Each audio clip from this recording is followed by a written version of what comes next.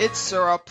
Storytime with Syrup, live commentary edition, and probably most of them after this are going to be live com because it's easier to do and don't really care about the gameplay. If you guys have seen like FaZe Jazz videos, this is pretty much what it'll be like, and I'll probably be doing this a lot during the summer.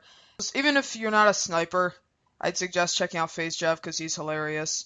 And I'm not going to be sniping all the time. I'll try to please everybody, and I'll use different weapons. It's not really about the gameplay. Oh, look at that.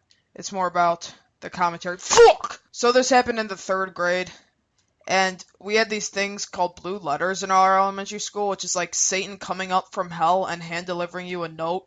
That's how bad it was. All it was a lunch attention, but it was like horrifying to think that you had to go to your parents and tell them like you got in trouble. I got 3, and they all came in the 3rd grade.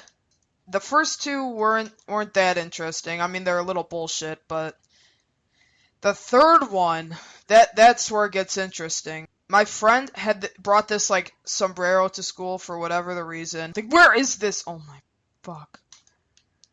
And the weather was like bad outside, so we had indoor recess, which we had not a lot, but you know, when the weather was bad outside. All we did was just like hang out in the classroom when we should have been going to recess. And my friend had this hat, and my other friend, who isn't my friend anymore, he doesn't even go to our school anymore, took the hat from my other friend, and for whatever reason, I decided maybe I was just being a good friend. You know, I'm just that kind of friend, and I tried to retrieve my other friend's possessions that were wrongly taken from them.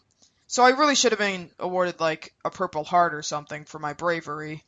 But instead, I got ripped off, and I got a blue letter, but this is how it happened. So he takes the hat, and he starts running down the hall, and I'm like, no, I'm not letting you do that, so I start running after him. You know, I'm sprinting, I'm huffing, I'm a heifer, and I'm going, and he goes into the bathroom stall, and you know what I do? I go right next to that bathroom stall, and he locks himself in that bathroom stall, and I'm like, oh no, I'm still getting that hat. So then I climb on the heating vent. There's a heating vent right next to the stall he was in. I climb on the heating vent, and I look over, and I'm like reaching for it as far as I can reach, trying to get this hat, but, you know, I'm not getting it. And then, I guess us running caused some sort of commotion or something, because teachers were, like, outside the hall. The secretary, this woman teacher, may I remind you, went into the boys' bathroom to see what was going on, and I'm pretty sure that is a felony, 2nd-degree child abuse or something.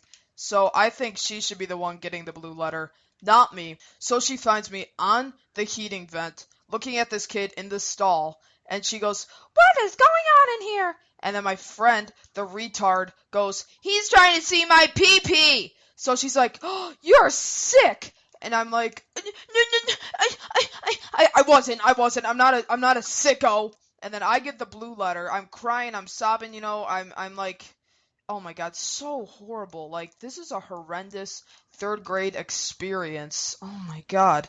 But I get the blue letter, and I'm crying. I'm sobbing. And then I bring it home to my mom. Mom, like, complains to the school, of course, because this teacher's a freaking whack job. And then she gets in trouble for it. She apologizes. I feel pretty good. And, yeah, that's the most interesting scenario where I've gotten in trouble in my life in 3rd grade. So I hope you guys enjoyed this. Like if you want to see more of these live com story times. This is Syrup, over and out.